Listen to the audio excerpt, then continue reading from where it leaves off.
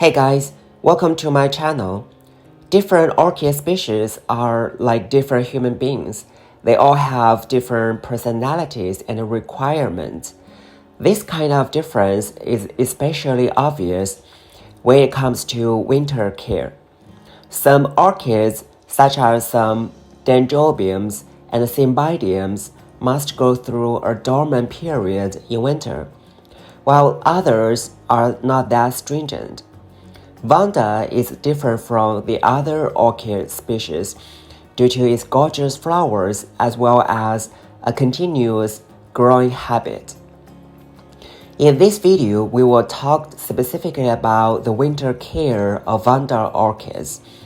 These important points are also useful in the other seasons, as we know that sometimes we can get cold temperature in summer night in some area. As long as we grasp these important points and pay attention to the temperature, light, and humidity of the weather, your Vanda will definitely thrive and give you gorgeous blooms. In this video, we will also admire the beautiful flowers of two rare Vanda orchids.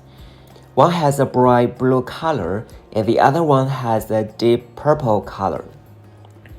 The Vanda aliens is a collection of genera originating in tropical Asia.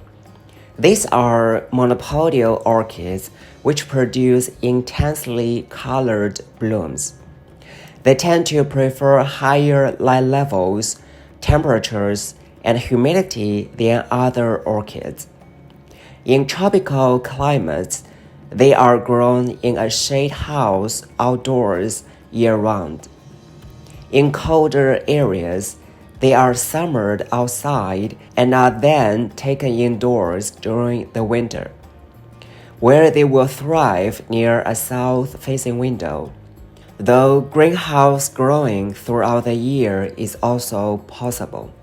Light is very important for the cultivation of Vanda orchids, but there is still some variation. A good rule of thumb to determine which level of light is appropriate is to look at the width of the leaves. Broader-leaved Vanda have the lowest light requirement and will burn easiest, while ones with round, narrow leaves, these types are called tarot and are often escosanders, have the highest light requirements and are most resistant to burns. In winter, solar radiation is so much weaker.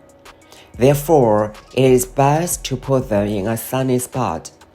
An east, west, or south-facing window is fine as long as it gets bright filtered light or even some direct sunlight during the day. When you find that your orchid is receiving insufficient light and want to change its location, let the orchid acclimate to the change slowly. In other words, move your orchid from shade to an area where it gets a small amount of morning sun, not somewhere where the orchid is going to get blasted at noon. Then slowly increase the light level.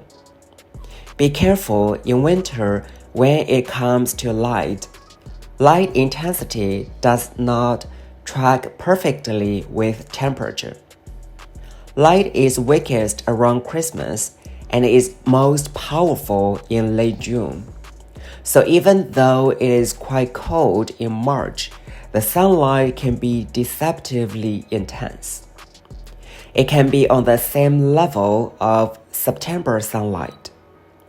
Similarly, April sunlight can be as intense as that of August. It is good to move light-loving orchids very close to the windows from November through January, as this is when days are shortest and sunlight is weakest. Then, as spring approaches, move them back so they don't get sunburned. When doing this, pay attention to the color of the leaves. A slight tinge of purple to the new leaves is both a good sign and a warning. It shows that the plant is receiving enough light to trigger blooming, but also warns that any more light will likely damage the leaves. When you see this occur as the sunlight is increasing in intensity, it is a good sign to move the orchid back to protect it from the sun. In winter, we must pay attention to the temperature as Vanda are warming growing orchids and some areas can get really cold in winter. Vanda orchids prefer temperatures above 65 Fahrenheit, that is 18 Celsius. The temperature can range from the high 90s Fahrenheit or 32 Celsius in the daytime to 60 Fahrenheit or 15 Celsius at night. Try to avoid allowing the orchids to fall into the lower 50s, especially if it is raining or if there are high winds. This is where it's possible for them to take serious damage. The warmer they are, the faster they will grow, and a drop in temperature at night of 10 degrees or greater can help to induce blooming. If your temperature is cold, it will have a bad effect on Vanda's growth and flowering. Temperatures below 50 Fahrenheit or 10 Celsius can cause damage and delayed flowering. At least we should keep the temperature above 60 Fahrenheit or 15 Celsius in the night and higher temperature during the day. If you can maintain higher temperature, Vanda will love it and reward you with good growth and beautiful blooms. We do not keep our Vanda in ideal temperatures in winter as they are in a room with other orchids which prefer cooler temperatures. Usually, our temperatures range from the high 70s to the low 60s. Once they get outside in summer, their growth will absolutely explode. When the temperature rises like this, it is important to increase watering and fertilization to fuel this growth. Our Vandas are growing in the air, thus we water our Vanda orchids every morning. When watering, make sure to spray water on the whole plant, mimicking natural rainfall. Rainwater is the best for orchids. In winter, we collect snow, melt it, and use the melted water. Make sure the water temperature is close to room temperature before use.